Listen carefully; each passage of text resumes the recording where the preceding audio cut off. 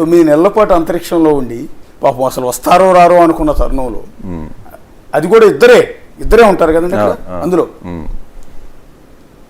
ఒక మహిళ అంటే ఇవాళ రేపు చాలా ఐసోలేషన్ సాధించలేంది ఏది ఉందండి నిజంగా. ఆవిడ రికార్డ్ అంటే ఆవిడది ఫస్ట్ ఒక మహిళ ఉమెన్ ఎన్ని రోజులు స్పేస్ లో ఉండడం రికార్డ్ అండి. ఓకే, చాలా హ్యాపీగా కనపడుతున్నారు, స్మైలీ ఫేస్ తో ఉన్నారు. కాకపోతే స్పేస్ షూట్ లోనే ఉన్నారు. బహుశా ఆక్సిజన్ మెంటల్ గా చాలా స్ట్రాంగ్ గా ఉన్నారు. సో ఇంటర్నల్ గా అబ్జర్వేషన్ లో ఉంచితే ఏమైనా ప్రాబ్లమ్స్ ఉంటాయి rectify. So she's looking good. So she may recover very soon. Okay, చాలా తొందరగా రికవర్ అవుతుందని మనం అనుకుంటున్నాం. ఎందుకంటే రియల్లీ వండర్ఫుల్ సీన్ అండి అది.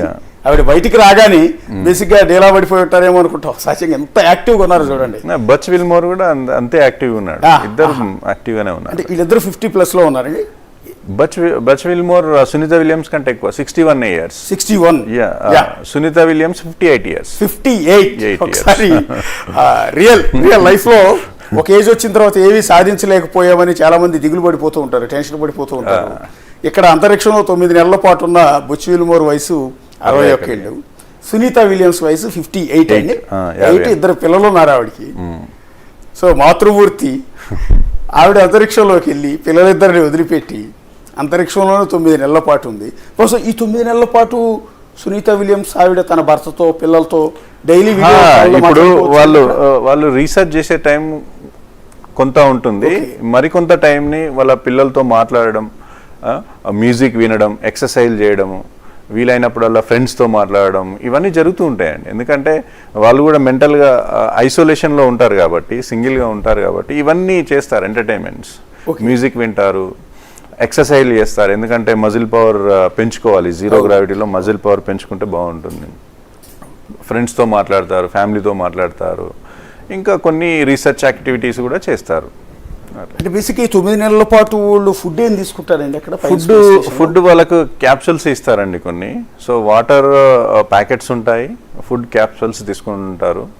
సో మోస్ట్లీ క్యాప్సూల్స్లో ఉంటుంది, క్యాప్సూల్ ఫామ్లో ఉంటుంది. వాళ్ళకి ఫుడ్ వేస్టేజ్ తక్కువ ఉంటుంది అనమాట తీసుకునే క్యాప్సూల్స్లో.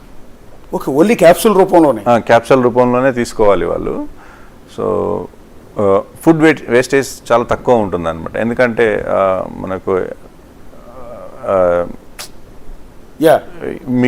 మిగిలినవి ఇబ్బంది కాకుండా క్యాప్సూల్స్ రూపంలో తీసుకుంటారు. దాంట్లో చదివానండి జపాన్ సూప్ ఏదో తాగుతారు అని. ఆ సూప్ తాగేటప్పుడు కూడా స్పూన్ తో తీసుకోగానే బాల్స్ మాదిరిగా గాల్లోనే, జీరో గ్రావిటీ కదా, అక్కడే ఉండిపోతుంది అనమాట. సో ద గ్రావిటేషనల్ ఇన్ఫ్లుయెన్స్ తీసుకోవాల్సి ఉంటుంది. అక్కడికి వెళ్ళి సగ్ చేస్తారు, సగ్ చేయాలంటే అంతే, సగ్ చేస్తారు.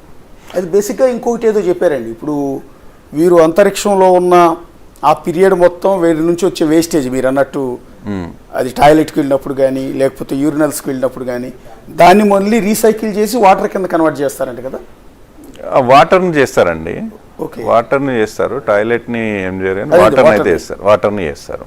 అయితే ఇప్పుడు వీళ్ళున్న ఈ స్పేస్ స్టేషన్లో అది పాడైపోయిందంట. యాక్చువల్లీ ఒక 8 రోజులకు ప్లాన్ చేస్తే, ఎందుకంటే ఇంటర్నేషనల్ స్పేస్ సెంటర్కి వెళ్ళటం అనేది ఒక experiment, it's not a easy task. So ఒక 1 monthకి ప్లాన్ చేస్తే వాళ్ళు 1 yearకి సరిపోయే సరుకులు తీసుకెళ్తారండి ఎప్పుడైనా కానీ. సో అక్కడ నీకు ఫుడ్కు ఏం కొరత ఉండదు. సో 1 monthకి ప్లాన్ చేస్తే ఇంకొక అంటే 1 year వరకు సరిపోయేంత తీసుకుంటారు. ఎందుకంటే it's not a easy task to go. ఒక చిన్న బ్రేక్ తీసుకుందామండి. బ్రేక్ తర్వాత అంతరిక్షం నుంచి భూమి మీదకి ల్యాండ్ అయిన సునీత విలియమ్స్ ప్రస్తుతం ఎలా ఉన్నారు, అలాగే గతంలో ఇదే మాదిరిగా స్పేస్ స్టేషన్ నుంచి